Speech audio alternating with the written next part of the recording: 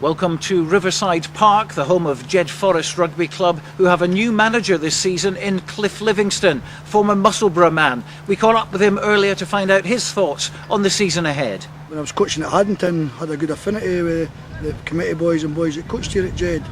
And when the boys were up last year playing in the quarter-finals of the Cup, I met Roy and Roy had asked me what I was doing. I was just actually taking a year out of coaching. I just felt I just wanted a wee bit break because I'd been coaching straight from when I stopped playing. And after that, about a month ago, he phoned me and asked me if I was interested in doing a bit of coaching.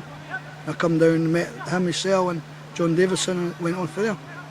Now, according to people like Bill Johnson, you were a tough little player in your time. What about as a coach then? Are you a tough cookie?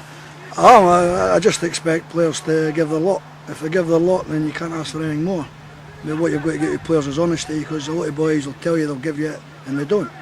But in my coaching, I soon find that I can find boys out in that. So if boys give their lot and you get beat, you just accept it. I mean, what you just can't accept is when you know boys have got the ability and didn't put it all in, that kind of niggles me a bit. Like I say, a team like Jed, every time I've seen them, I do see many quitters, so that'll suit me.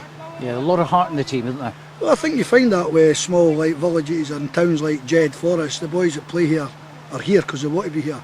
A lot of times you go up to maybe up the town, to clubs up the town, a lot of people go there because they want to be a part of it, but it doesn't mean a lot to them.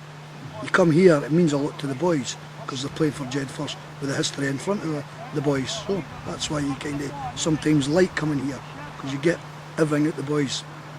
Now, the last couple of seasons, Jed-Forest have come pretty close to getting promotion. They've obviously been having their own problems with injuries last year, but fought back very well against that. What about this season, though? I mean, you must be eyeing the possibility of promotion, surely. Well, it's hard to say. You always could set your standards too high and you fail. You finish third and you go, it's a bad season. So sometimes I don't set my targets too hard. What I'd like to say is we'll get the season off with a bang, we'll start well. Then when you get to Christmas, if you're in there with a shout, then you can have a go for it.